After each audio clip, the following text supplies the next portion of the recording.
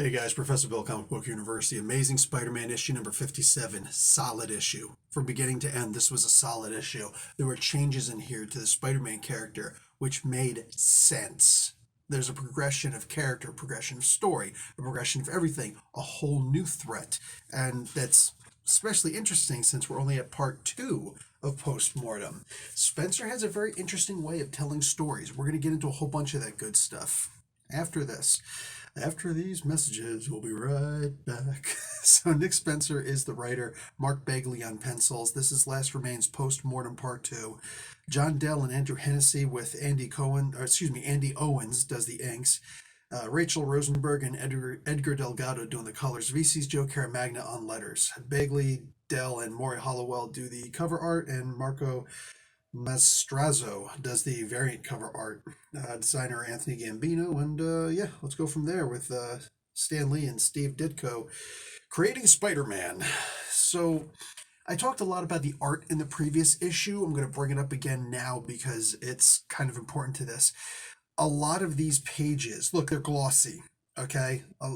These pages are glossy, but you look at the art, the style in here that Bagley does.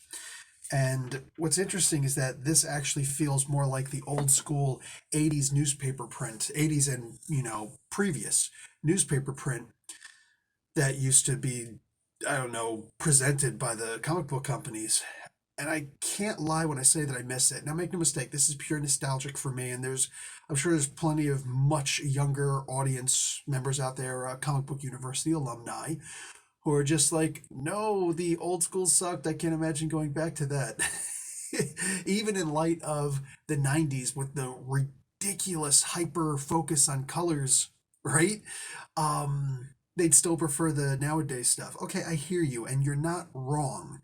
But I feel like the further you go into this comic book, the more that you actually start to see that the book starts to feel a little bit more newspaper-ish.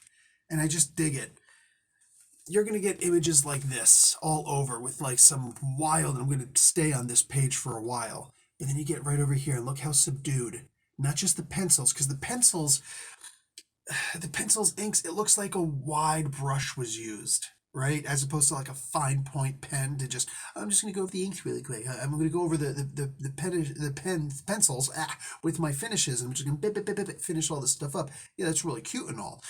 In this particular case, it looks like a wider, at least, brush was used, right? And just gone over everything after the pencils were laid down. I'm really impressed by the way that this looks because with those wider inks that are done, like just look at, first off, just look at the style. This panel spoke to me more than anything else. When you see Spider-Man jumping out of here, you see it's not even one of those dynamic action scenes where it's just like, right? No, he's like, pew! I think it's with his other hand, in fact. Yeah, it's with his right hand, but whatever, mirror image. So, he's just like, pew! Like you can see he's aiming where he's going to go, which is something that he should do, while at the same time being intuitive. But with his mind being so, I don't know what to do, maybe he can't rely so much. We know that he can't use his spider senses much, and I know that this is my headcanon, but he can't rely on his spider senses so much when his head is all over the place, right? When his mind is just racing. He can rely on more when he's unconscious or when he's focusing on them, but anyway, so I can see him more relying on that part. I can see, the aiming part. Just staring at this, it just looks so old school. It looks so newspaper print, which represents a lot of what I'd seen in this comic book. The background, everything that I'm seeing here, the choice of the camera angle, just everything about this, the web being the only thing that really goes off the page, the only thing that goes outside of panel, and it literally goes to someplace over there on one of my commissioned art pieces. I think that's the Leonard Kirk Black Panther. I don't want to see Spider-Man versus Black Panther again. But anyway, you get what I'm saying. Like, this whole thing is just fantastic. Yet, something looks out of place. What is it? Look at the thwip. Tell me that the thwip looks like it doesn't belong there. It does, but it doesn't, somehow. it's a weird thing. It's like that one, that's the part that's actually coming out of the page. That's the part that actually looks animatronic. That's the part that looks like it was done by computer design, while the rest of it, aside from the glossy pages, genuinely feels like it's old school newspaper print. The art in this comic, I don't want to get too much into everybody because I know in the previous issue I talked about it a lot. Go back and look at the previous issue review.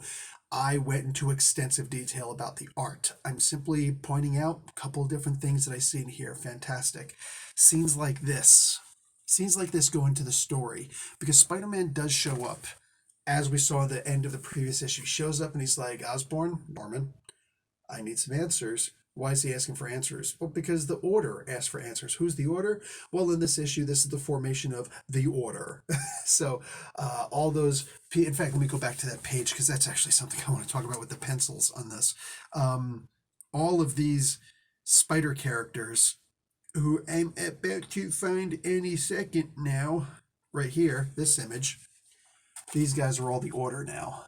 All the guys from the Last Remains books. Now, something I find very interesting, just looking at this panel right here, okay, not anything else. Look, okay, but I will say that's really cool, the way that she pulls off his mask. Anyway, over here, look at the height difference between Gwen and Miles. Like, they actually look like kids. They actually look like kids. And Miles being the shortest one there. And it's just, yo, sometimes just the immediate layout, it makes a panel. And this is the first moment where I realized that I thought to myself, I would love this to be a picture, but if you also put Spider-Man and MJ in there, that like it would make the complete picture. Just put some more people in there. I thought, no, it looks a little bit too dull. It looks, not quite as refined. It's not high focus, right? It's not a high resolution pic. It's more of a newspaper style print. And that's when I started to realize that a lot of the images here, the still images with not too much motion, would usually look like that. This was a very interesting comic art-wise. I loved it. And of course, this old trick of, here's the silhouette, the shadow with the blood dripping down and whatnot, showing that he just beat the living crap, if you couldn't see by all this, out of Norman Osborn. Now, why did he do that? Look, Spider-Man's the guy who just, he doesn't always make the right decisions. Obviously, this sin is something that he made a wrong decision on something, according to Kindred at least. I think that constantly seeing Spider-Man cave in and abandon his friends, or leave his friends to their own devices because, I'm going to keep on straining my relationships with my friends all the time, constantly. I think it gets a little bit tedious. Yes, I know that's who Peter Parker is, but it doesn't show a lot of growth to keep on making the same hamster wheel style mistakes, right? Hamster gets on a freaking wheel, keeps on going, does a whole lot of work, but zero work was actually done, right? You think about it from a physics point of view, all my physics majors out there, right? Zero work was done. He got nowhere. No work was done. But meanwhile, the freaking hamster is, it would sweat if it was capable of sweating. It's overheating, though. It's panting a lot, trying to cool himself down. I feel that when Peter just keeps on doing the same thing all the time, like there's no growth, the character gets stale, right? And we've seen that a lot with Slott's run, and I love a lot, the vast majority of what Slott has done, make no mistake. But I will say one of the things that was really frustrating was that the only growth of the character was actually through other characters, which is a very fine idea. I dig that because we don't want Spider-Man to advance so much, but he did advance so much, but it's because Dr. Octopus was actually advancing. And yeah, anybody who's got a problem with my freaking phone going off because I'm getting messages from my class, bite me. It's really important, and I'm struggling not to look at it right now, but I'm still trying to do a couple of comic book reviews while I'm in the middle of a really intense part of 2 different modules at the same time and managing a study group. Anyway, one of the things that I found so interesting in this is that, unlike Slott's run, Spencer is actually giving some growth to Spider-Man, to Peter Parker himself. as opposed to the people around him and putting him in different positions like, oh, Superior Spider-Man, Dr. Octopus, oh, you're now in charge of this company and all this stuff. Oh, but I don't know how to do all this stuff. You were the major in these things. I only know how to do chemistry and webby stuff, maybe make a light out of a light bulb with my face on it, like little silly things like that. For the most part, Doc Ock was doing the amazing stuff. I miss Superior Spider-Man so damn much. um, and here we have Spider-Man and Peter Parker instead being Peter Parker, but he's changing a little bit.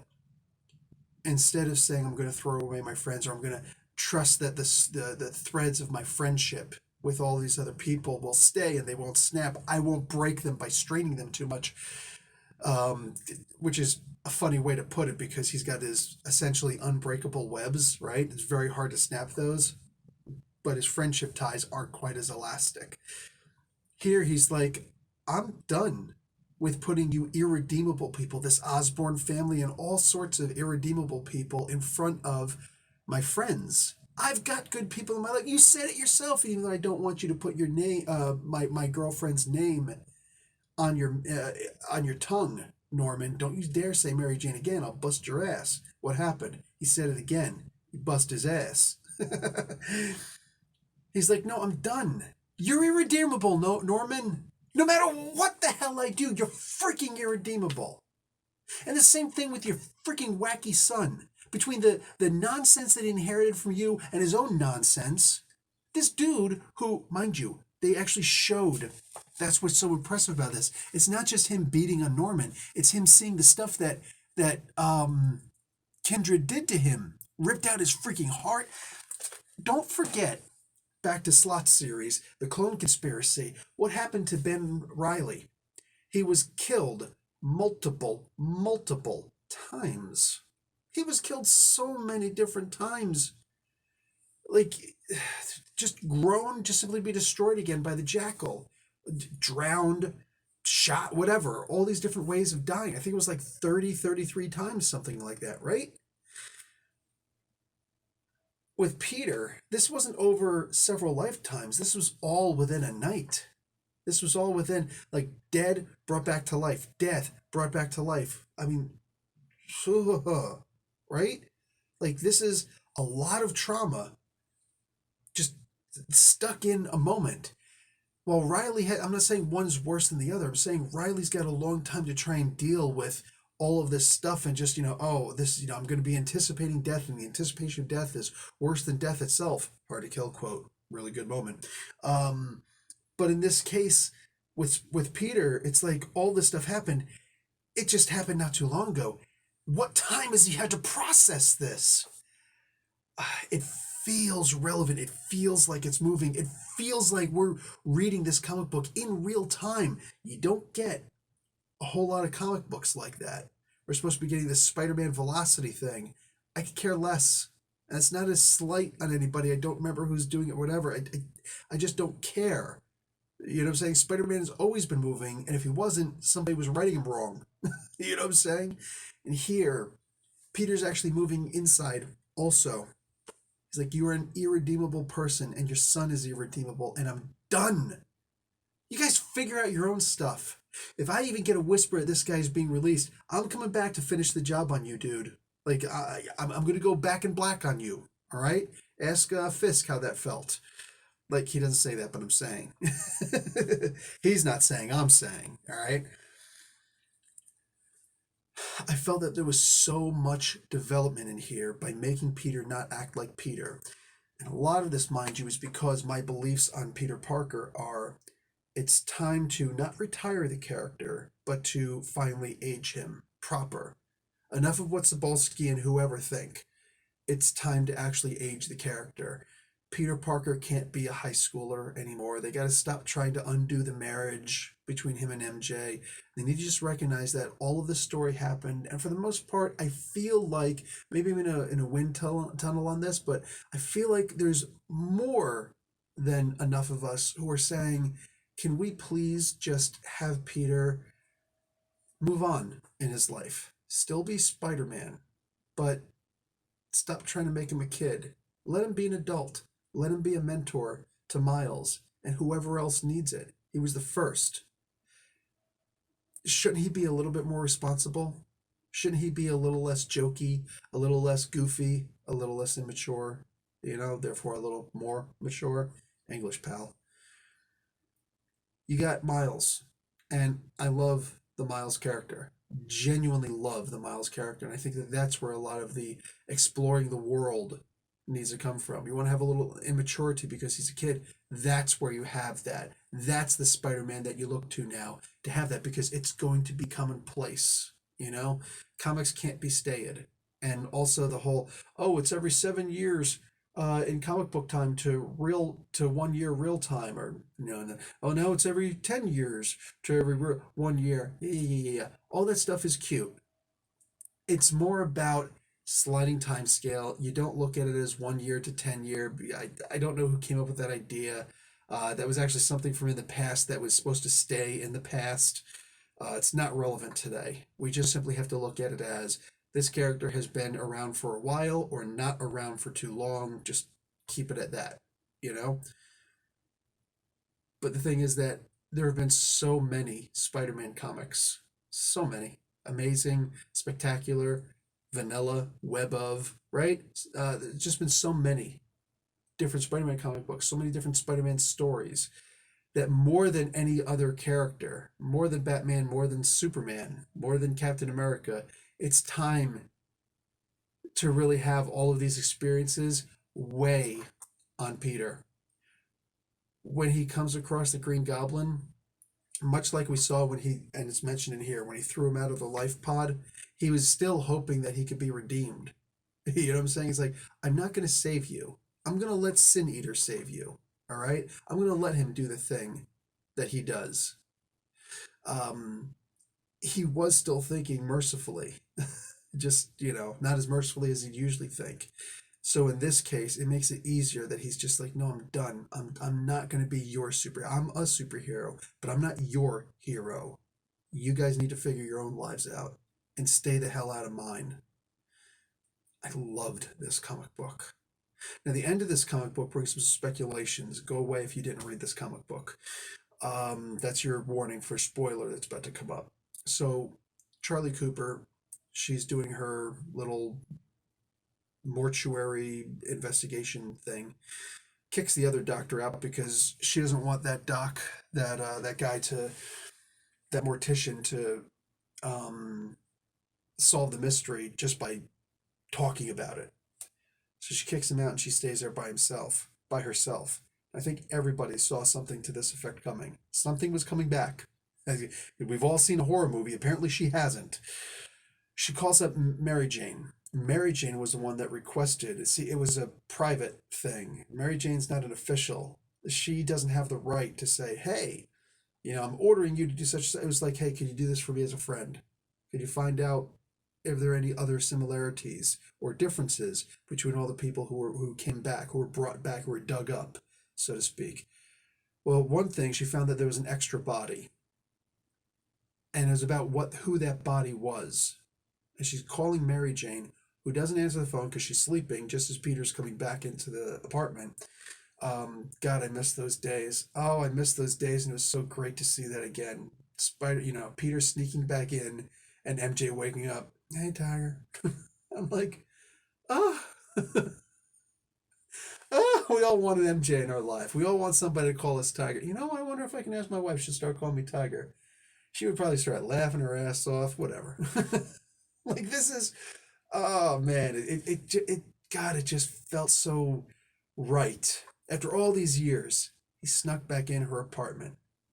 Wow, that's just, and she woke up again. God, it just feels good. Anyway, I know there's been a couple others where that happened. Those don't count.